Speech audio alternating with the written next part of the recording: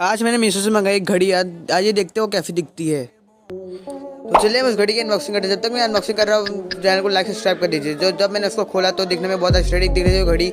और जब उसकी अनबॉक्सिंग तो ये पहली घड़ी है और दूसरी घड़ी भी मैं आपको दिखा देता हूँ। ये दूसरी घड़ी है। चलिए आप उसकी दिखाते। देखिए घड़ी का लुक कैसे दिख रहा है, बहुत अच्छा है। और अब दूसरी घड़ी की बारी है। दूसरी घड़ी भी आपको जल्दी दिखाते हैं। देखिए दूसरी घड़ी अनबॉक्सिंग करते हैं जिसके फटाफट देखिए दूसरी घड़ी जैसी दिख रही है। और दो घड़ी बहुत दिखने में भी और मस्त और एस्थेटिक दिख रही थी, इसलिए मेरी तरफ से तो बहुत